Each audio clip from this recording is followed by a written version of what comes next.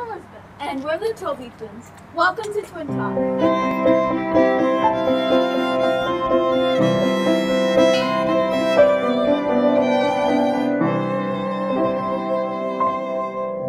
Today we are honored to welcome Tina Randolph to Twin Talk. Tina is the founder of Eris Talent Agency, an Hollywood-established talent agency. Tina has been in the industry since the age of 4. She has produced short films, web shows, and more. She transitioned into management and has developed many young actors who have gone to make a big name for themselves. Eris Talent Agency has offices in Los Angeles, New York, Atlanta, and Mexico City. Tina, welcome to Twin Talk. Thank you. I want to by starting to ask our guests a really important question. What is your favorite type of ice cream? Hands down, peanut butter and chocolate from Baskin-Robbins, where you have those really big chunks of peanut butter. So Tina, where did you grow up? I grew up in San Diego. So born and raised in San Diego, and I spent most of my adult life here as well. Did you watch a lot of movies growing up? You know, I've always liked movies, but it wasn't that I liked watching them, I used to like making them.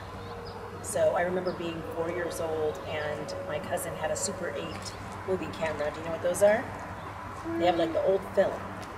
Oh. And our first movie that we ever made, he was about 3 years older than me. We got all the cousins and the neighborhood kids together and we all sat in a circle. And then one of my cousins took a Nerf football and he would touch all of our heads with the football, and as he touched it, we'd turn off the camera, we'd move the kid, and then we would continue on. And so it looked like every time the Nerf football would touch anyone's head, the kid would disappear. And then we would make our own Star Wars type movies, and we would scratch the film and color it red to make it look like we were shooting our little water guns. So I've really been always interested in making movies, probably more than watching them. I like to write stories, and I like to act in movies. You are a very good actress, both of you. Thank you. Have you always wanted to be in the entertainment industry? Yes. I've always known that I was going to do that. And I started when I was 4 years old, as you mentioned, and I started in front of the camera. So I started acting and doing commercials, and I was acting in school. I was doing school plays all the way up through high school. And then sometime around college, I hosted a show, a TV show, for Southwestern College. They did this show on extreme sports, so I was the host of it, and I would go and watch like rock climbing when rock climbing wasn't big yet, like when you couldn't do it inside, you had to go outside for rock climbing. We did a show on archery. They're doing the bow and arrow, but it was up on cliffs and crazy things like that. So I did that, and then after that, I just decided I wanted to go back to the other side of the camera and make movies. And so that's what I did. I went to school at that point. I was in school, I changed my major, and I went to school for telecommunications and film at San Diego State. What was your favorite part of being the host in that? You know, like what you're doing right now, how you just go and get to talk to people and meet people, that was probably the most fun. I just liked the whole process of it, just from deciding what sport we were going to do that week, to planning what questions we were going to ask, to going on location, just the whole thing. I loved it. And I did not love being on camera. I loved it when I was there and I was hosting it, but I didn't like watching myself on camera. And it kind of goes back to when I was a kid. We used to do our own, we would call them radio shows, but we would take a cassette player and we would tape ourselves. So we would call it, like, instead of Saturday Night Live, we'd call it Friday Night Headache. And we would discuss all the things about movies and actors and actresses that gave us a headache. All the annoying scenes, all the things that we, not that we didn't like, but that were annoying. And it was a very funny show. And I always loved recording it. And then I would play it back. And I would like my voice on tape. And so that just took away any desire really to be in front of it. You are so gorgeous. You have to be on camera. Thank you. You are very sweet. I don't look at myself in that way. I look at my talent and everybody else, and no, I'm just not into that. But thank you. So Tina, There used to be 3 networks and a local station. Now there is a gazillion of channels. What do you think about the changes to the world of entertainment? You know, I've seen it all just change. I had my own agent, as I told you, up until I was probably about 23 when I decided to not do it. And at that point, you know, we were dropping off headshots to our office and to our agency's office, and they were handing them out. And I remember when I first started with my own daughter, who was 10 when she started, so this was in I guess this was in about 2008. We were still at the point where they were faxing all the breakdowns. And now it's all electronic, and even just a few years ago when I had you guys on the roster when you started, there were still a lot of companies taking hard copy submissions. So all of that, like saving paper now, we're working with the environment in a better way. Those changes I really like. Now, with all the different networks, it's just changed everything. There's so much content, but with all the content, there's also a lot of choices. So there's more work for my clients, a lot more work. And we're not just stuck to, this is pilot season with the networks, the 3 big networks. We're still the 3 big networks, but now we're not just limited to this little bit of time. Now we've just got all year round that we can do stuff. So I appreciate it. I like it. Wow. A lot of changes. Let me add one more thing to it. Pilot season used to be manageable. It was always very busy, but you could get through your breakdowns in your day, and between you and maybe an assistant or 2, you could call or email everybody. Now, there's so much material going on through pilot season, whether it's network pilots, all the cable pilots, movies that are still going on, or episodic that's still filming. It is so busy that you really struggle to get through all of the breakdowns and submit all your clients and then get on the phone. It's almost impossible. Is it stressful? Yeah, you know, it can be when you're trying to just get every job, and you know, sometimes you miss one. Not that you miss submitting, but you don't maybe pick up the phone because you made 50 phone calls and there's 100 projects. And then you get the call like, why did this person get called in and I didn't? And you're like, oh no, did I let this person down? So yes, for that way it's stressful because I'm kind of hard on myself that way. I want everything to be done. So I often work late hours, get up first thing in the morning or wake up at 2 a.m. and go, oh my gosh, I forgot to pitch this client for this show. So yes, it's stressful. What is the biggest difference between working with an adult actor and a child actor? There's pluses and minuses. So an adult actor, you know they want to be an actor. You know this is what they want. A child actor, sometimes you don't know if it's the child wanting this or the parents that want it. So that's one thing. Second thing is the parent. You have to have a good parent. Luckily you have very good parents. But a lot of kids' parents will actually hurt their career. They'll get in the way of it, from the way that they handle the child's career to the things that they may do that may actually sabotage a kid's chance. So you have that factor. It's either going to be good or it's going to be negative. That's probably the biggest difference. But the thing that I like the most about having kids on my roster, and I do have a few kids, I have a pretty tight roster. My adult actors make way more money, but my kids book way more jobs because it's a lot easier for a kid to get in for an audition with no experience. But if you're an adult and you have no experience, it's really tough to get them in the door. So have you worked with any dance actors? Well, adults or kids or both, or I've helped start the career of many of the young actors that are pretty well known today. I was Reagan Reward's agent for many years from Young Sheldon. And then the cast of This Is Us, I worked with them, and I spent for a while quite a good amount of time on set. So got to work with that whole cast. I also represent some Latino actors that are pretty big. So I represent a girl by the name of Maite Peroni, and her show right now is #1 on Netflix in almost, okay, let's see, I think it was like 50 countries. It was in the top 10, and it was #1 in about 15 countries, and it was #2 in the US on Netflix. So then I also have Christian de la Fuente, who's another one of my bigger actors. I've represented a lot of kids of famous actors as well. I know there's a lot. I have to look at my IMDb. I try not to see the fame part of it, and I try to just look at it as I'm in charge of their career, and I want to make sure that they're doing right and that they come out of this a good human. So a lot of kids from Disney, a lot of kids from Netflix. Who are your favorite actors and actresses? So excited to talk to you. First of all, I want to know, how fun is it to work as sisters together on this film? It's very, very fun, especially since we're actually real sisters and we get to act out which sometimes happens at home, which usually, yeah.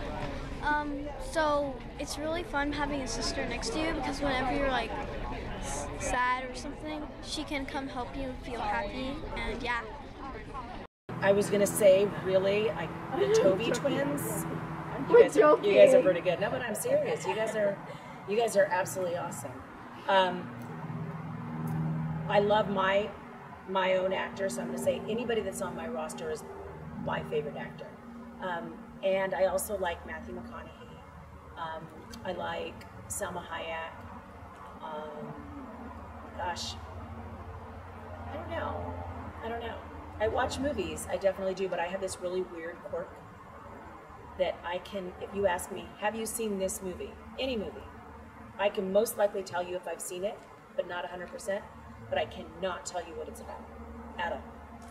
Until I start watching it again, then I can go, oh, I've seen this movie. The only exception is that movie, Us. Scary movie, I just saw that last night, so it's fresh in my mind. But other than that, I don't know. So actors, I don't focus on the actors, a lot of the names, unless I really like somebody. Like I have my eye on Nicholas Hoult right now. I really like him, and Rachel McAdams. I like grounded actors that just really play characters close to themselves. But I know who my favorite is, Jason Bateman. Love Jason Bateman. He's just really good. What training or classes is important for a new actor? Well, depends on the age. So if we're talking a little kid, under 10, they don't necessarily even need to be in class. Sometimes, but depending on what they come into naturally. Some of the kids that take class too young are over animated.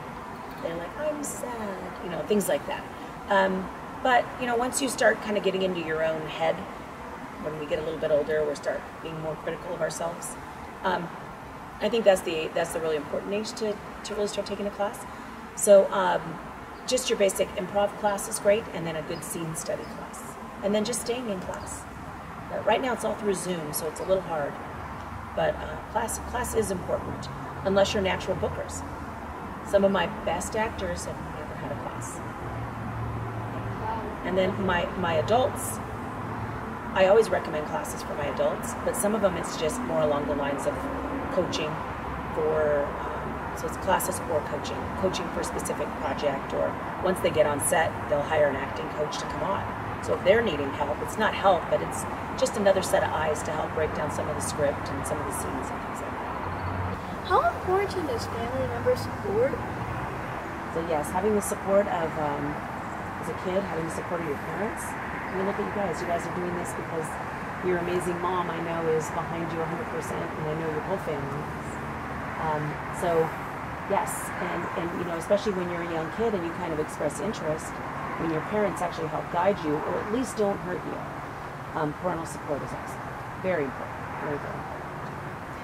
So what is the biggest mistake actors make? That's a really good question. I think the biggest mistake that actors make is not perfecting their brand.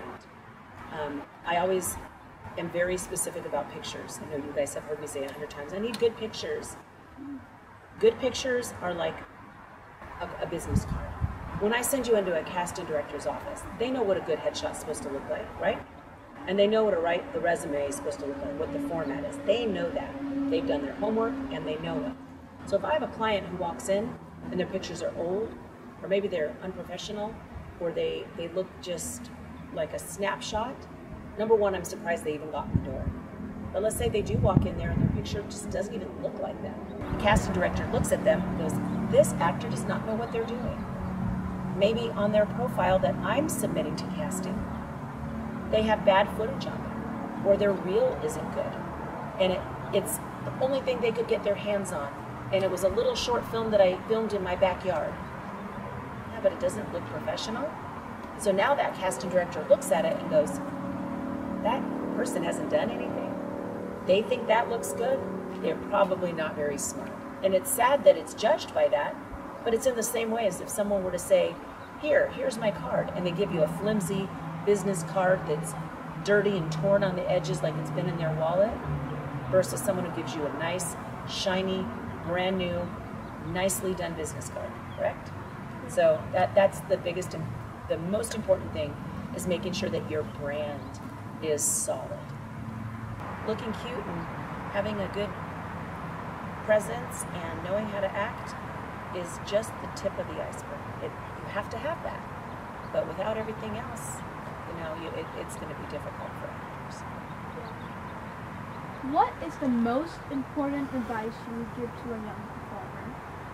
I would say, just like you just asked, what's the most important thing you could do? I could say make sure that all those things are good and set. And then just to always, if you start booking a job, remember your agent who got you the job. That, a lot of people book and they all of a sudden go, oh, I need a bigger agent, I need a bigger name. You don't. If you have somebody that believes in you and that's going to be getting you in, you're going to be getting your job. So the humility, staying humble, staying true to your values, don't do things you don't believe in. If you don't like a script because it talks about things that you don't want to talk about, or if it says things that you don't want to say, don't do it. Stick to your values, because the right project that'll be the right one for you will come around. So you don't want to compromise your morals for anything. And when you make it, make sure when you're on set, you pick up your own tray. Don't let that PA come over and take your tray. Instead, you offer to help other people. So just keeping that kindness as number one. I've seen it too many times where it goes the other way. I will for sure do that. Good. I have no worries about you girls, honestly. So, with everything you do, how do you relax? What's that? How do you relax? I'm just kidding. Well, since we've been at this stay-at-home orders, I've been spending all my time in San Diego. And I have, as you've probably seen on my Instagram, I have goats. And I have a lot of land. And so I sit out on my deck and I let my goats run around, and I just try to relax and do a lot of my work out there. So I kind of kill two birds with one stone. And I go see my mom and dad a lot, and I spend a lot of time with my family. So, and I take my weekends off, which I didn't used to have time to do. And now, since things are slower, I'm trying to enjoy as much as I can through this crazy period. And so I think I am finding a lot of time to relax. And I garden. Oh, I that's never nice. thought I'd be a gardener. Yeah. I love to garden. Actually, me and my twin sister, we planted sunflowers, and now they bloomed, and they look so pretty. I want to do sunflowers in my garden. We have a whole side yard that's a garden, and then we have 3 separate, like above ground, but still in the ground, planters. So we have everything. And one planter is just my salsa mix. So it's just tomatoes and peppers and cilantro. And then I have herbs, and then I've got tons of squash and zucchini and watermelon and pumpkin, and I can just go on and on, a lot. And then my goats like, 3 of the beds they can't get at, but 1 they can get at. And they'll lean against the little fence until the fence topples over just enough for them to stick their mouth through and grab our lettuce. So I've let them have the lettuce, which is about the only thing they can reach, because it was already flowered. So we weren't eating the lettuce, we were just letting it attract bugs that would kill the other bugs that are in the garden. Interesting and nice. I love to garden a lot. So do you have any hobbies? I like to do house projects. I like to do things around my house, make the house nice. I love organizing. I want, but I love organizing. Like I like taking things out and putting them all back nice. They don't stay that way very long, so I don't like keeping things organized. I still like making movies. We've made a home movie. We filmed, I have a little dog, Kissa, who's my little Pomeranian, who's an Instagram star. So she was the star of this, our home movie, and it was called Doggy Bachelorette. And she was the bachelorette, and the other 2 dogs and the 2 goats and the 2 cats were her bachelors. So that was what I love. I still love making movies. I love working. I love my job. I love what I do. And then any other hobbies? I just like getting outside. Hiking. Everyone likes hiking. Everyone likes going. I like the same thing everybody else likes. Hiking, going to movies, hanging out with my friends. All the things that I don't do enough of. Do you like writing stories? I do. I did write a book. It's on Amazon. It's under a different name, but it's under Tina Bernard, and it's called We All Fall Down.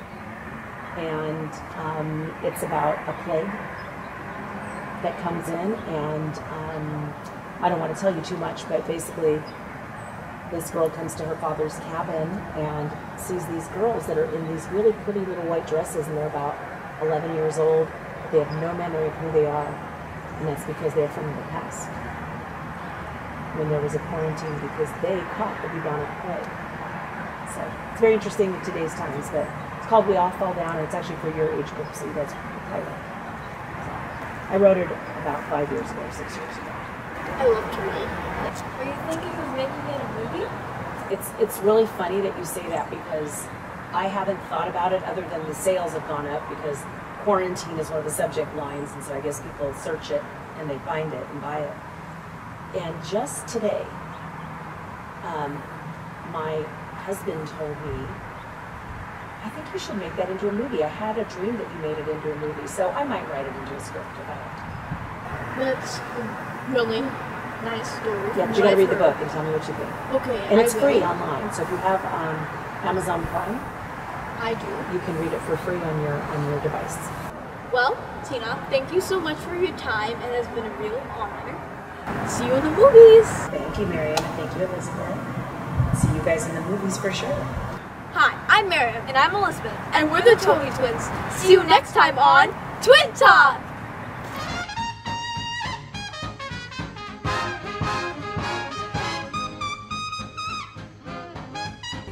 If you like our show, subscribe here, like and share.